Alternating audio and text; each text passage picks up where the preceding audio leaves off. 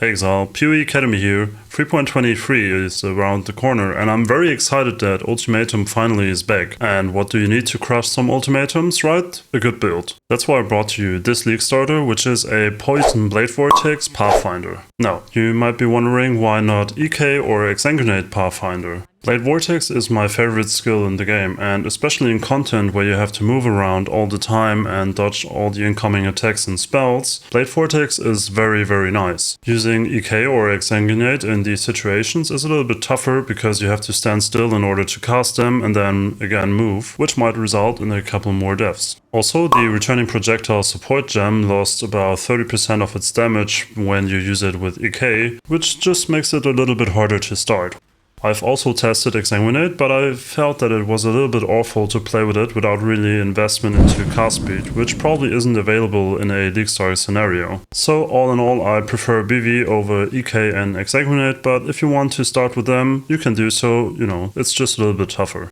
Alright, so let's jump into the build. If you look into the skill gems, you can see that we're using Blade Vortex paired with Efficacy, Unleash and Unbound Ailments, and if you have a fifth link, even Cruelty. The build uses Shield Charge paired with faster attacks for very smooth gameplay, and you also want to be using two 50% reservation auras, namely Determination and Malevolence. Like any other poison build, this build really benefits from Despair and Temporal Chains. And you have to cast them manually in the beginning, but with some unique items you can also automate this process. Despite using Withering Stab, Herald of Agony and Plague Bearer like in almost any poison build, I recommend using a Wither setup with Spell Totem and multiple totems to stack up your Wither stacks in boss fights really quickly.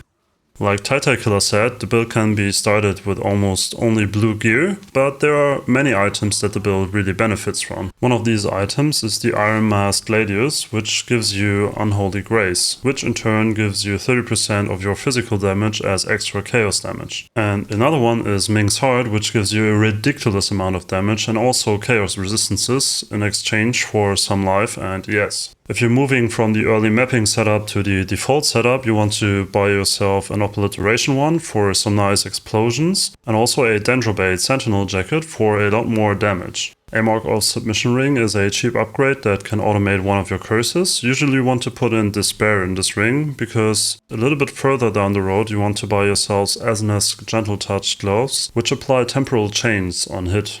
If you take a look at the tree, you can see that we're focusing on the right side of it. This way the build gets access to all the powerful suppression nodes, some life nodes, as well as, most importantly, all the useful and very powerful poison nodes. It is important to note that Blade Vortex itself is not inherently able to poison. Therefore, you have to take the percent chance to poison or the percent chance for spells to poison nodes on the tree. If you go into the Calculations tab and move your cursor over the chance to poison field within poison, you can see the sources of chance to poison from the tree and other sources. For example, you can see that Herald of Agony adds 20% chance to poison to our Blade Vortex. It is important to check this number from time to time if you're making changes to your gear or a tree, because you want it to be 100% all the time. If you now take a look at the Pathfinder Ascendancy, you can see that there are two nodes which are heavily synergistic with the poison archetype. The first one is Nature's Reprisal, which adds Withered on hit for 2 seconds and also increases the effect of Withered by 50%. Each Wither applies 6% increased chaos damage taken to your enemy, and it can be afflicted up to 15 times. You can see that if I go to the Configuration tab and reduce the amount of Withered stacks on enemies, the damage drops from 560,000 to 300,000, which is almost half the damage. Blade Vortex hits 7.5 times per second if you have all 10 blades up, so that means in 2 seconds you can reach 15 Withered stacks on enemies. But practically speaking, in a fight with a tough enemy, you are gonna be running around, dodging things, and thus not hitting the enemy all the time, or you simply don't have all the 10 blades up and thus not hitting with 7.5 hits per second. If you're using Withering Stab, you will be applying 6 Withered debuffs to the enemy every time you reach them, but they probably die before they reach 15 debuffs. In tougher scenarios, you are using your Wither Totem setup to always have the enemy on 15 Withered debuffs. This is why for the Configuration tab I usually type in 10 Withered stacks, because it's somewhere in the middle of those two scenarios.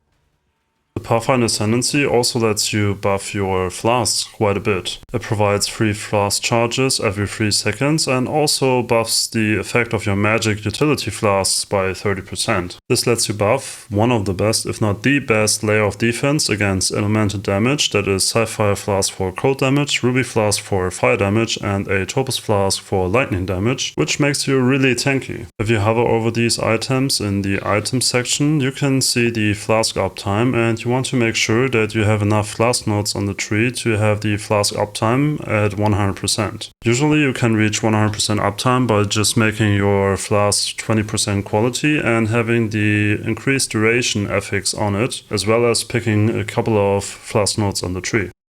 While BV was one of the best leveling skills in the game back in the days, today it's not that good anymore. So we want to level with something else. In your first act you want to be equipping 2 rusted swords and then use Spectral Throw for your first act. At level 12 you can make a gem swap to Poisonous Concoction, which is very strong for leveling. Once you start using Poisonous Concoction, you have to make sure that you upgrade your 2 life flasks every 6 levels, starting from level 12. Once you have reached level 24, you want to make sure that after each level up you go back to the town and check for a 4 link at the vendor. You will keep using Poisonous Concoction until you make your BV Poison swap at around level 69, which is right after the campaign. Technically you could be swapping to Poison BV a little bit earlier, around level 50 or so, but I feel that the pace of it is a lot slower, especially when you don't have a lot of passive points to spend, so I would wait for the end of the campaign and then make the swap and work towards your early mapping setup.